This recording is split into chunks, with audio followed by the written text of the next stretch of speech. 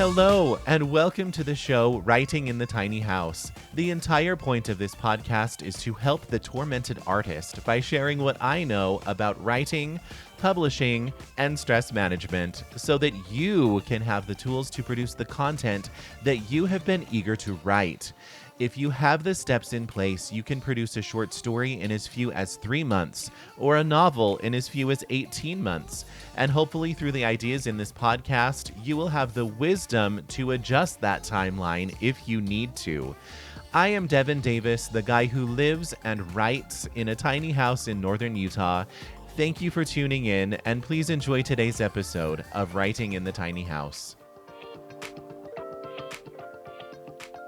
Hello, and welcome to Writing in the Tiny House. Welcome to the show, friends. It's Wednesday morning, as it tends to be with these episodes, and we are getting ready for a lot of the December celebrations. I don't know about you, but December is a big month for me, and I am not involved in many of the things that I have friends involved with. I have friends in choirs and music teachers with choirs and other performances. And it seems that December is a very easy month to overextend yourself. It is really easy to be too busy in December. In regard to what I'm doing, I have like the family holiday party this upcoming weekend, and I'm not ready. Not gonna lie, I'm not ready. It's going to be a great weekend, though, and I'm excited to see my family. It seems like I don't get to see them very often, but I don't know. We're together a lot, but it's always just good to be together again, I guess. And it's fun for my kids to have cousins and things to play with. I mean, duh. Hooray for family togetherness. So this month is a little bit different. Usually I fill the year with writing advice and insight as to how to do this or that, and just kind of examining situational problems and whatever else. But it's December. We get to slow down, and we get to have feelings, and we get to examine feelings. And I want these episodes to be a little bit more sentimental. And so that is what we're getting into today. So these 3 final episodes of December, be prepared for kind of an easy listen. And that's okay. I think that all of these episodes tend to be easy listens, but today I want to talk about why I write. And I'm sure that all of the other episodes of this month are going to be about why I write. There are some things that I have come to discover about myself that were revealed to me through the writing process. And so writing has come to offer a certain amount of self-discovery. And I just want to touch on what some of those things look like, or at least one of them. So for me, and I invite you to entertain this idea too, oftentimes when we get involved in a project and we get really far into the project and things are going great, life can sometimes come up and happen, or you can just kind of peter out. I mean, it happens. Sometimes we are so overextended and overcommitted that the way that we start out is not the way that we finish, and sometimes we run out of steam. If you are a writer, you likely have many works in progress that are not finished. I do. I have lots of works in progress that aren't finished. And the reason why that happens is because the greater scope of, I'm writing fantasy, as we all know, the greater scope of the world and the best way to release content related to that world is always forming and changing. And so some of the projects that I have started, I will revisit later and revamp. I'm grateful that I started them though, because getting into it helps formulate all the rest, right? It's never a waste of time. But referring to the idea of stopping and then starting again later, a lot of people in the Facebook groups that I am a part of, I see posts like this many times a week. Something about how do you get started, or once you have stopped, how do you get started again? I have come to find out, specifically through writing, but through many other things in my life, that for me, and with the way that I live my life, there are seasons that come and seasons that go. And so while I put forth my best effort and I draft and I draft and I draft, Sometimes I won't finish a work in progress in a specified amount of time. We were talking about NaNoWriMo. I got 22-ish thousand words completed before I got really sick, and that ruined, well, it stopped my NaNoWriMo experience. And so I have this redrafting of Tiz that is not finished, and it's not going to be finished for a while, for a few more months at least. I have come to find out that with these works in progress, it is absolutely okay for me to set them aside. And I can tell, because I have seen this pattern happen in my life, I can tell that I'm going to be picking this up again later. And I know when. I know when that will happen.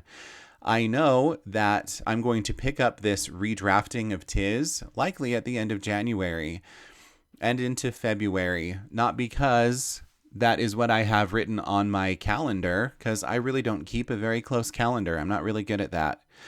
But because understanding that I work in seasons, that I work seasonally, it feels right to me that the seasons will change.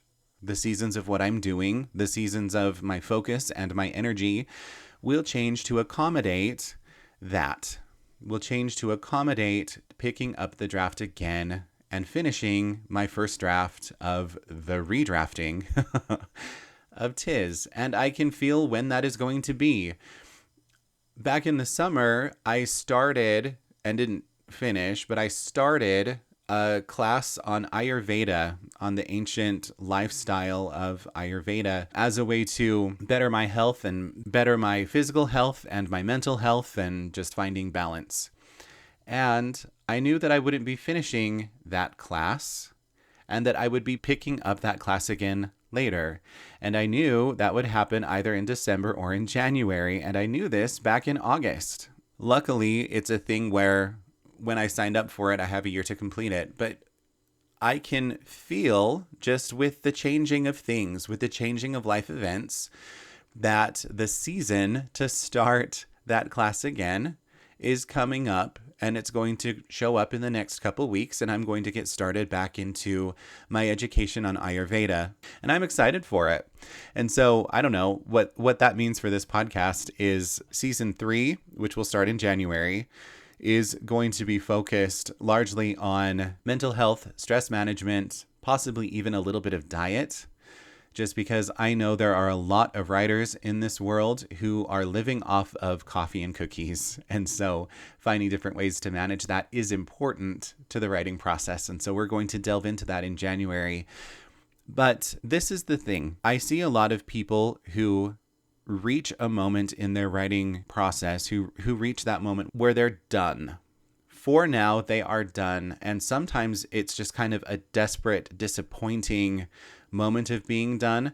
For others, it's just like, I'm done with this and I don't fully know why, but we're not carrying on with that. Writing has taught me that that happens, but it also teaches me to look forward into the future to see when the next part is going to happen and to feel it out and to trust myself to pick it up at that point in time later. And understanding that that time later is going to be the right time puts me in a good headspace and a good energetic space to actually do it when that time approaches. And so I don't know. I said that these episodes are going to be more sentimental. And so here I am, like, not crying. But this is about managing time and trusting my life and trusting how I handle my life in order to accomplish these beautiful things. And for me, those beautiful things are stories. And so I invite you to examine the way that you handle your life and see if there are perhaps seasons, like I have described, that happen that perhaps you weren't aware of. Some things that come into your life and then peter out, and maybe you miss them for a while, but for whatever reason, it's time to stop.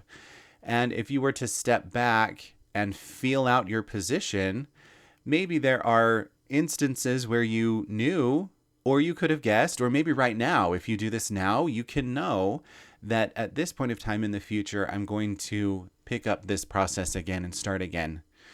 And knowing that brings a lot of balance and a lot of trust in my writing process, just knowing how my life ebbs and flows with these seasons. And so, I mean, it's kind of flowery language, but it makes a lot of sense to me. I live so many life events seasonally and so many life activities seasonally. I get involved and I love it and I do it energetically and with a lot of dedication. And then the seasons change and it's time to move on to something else.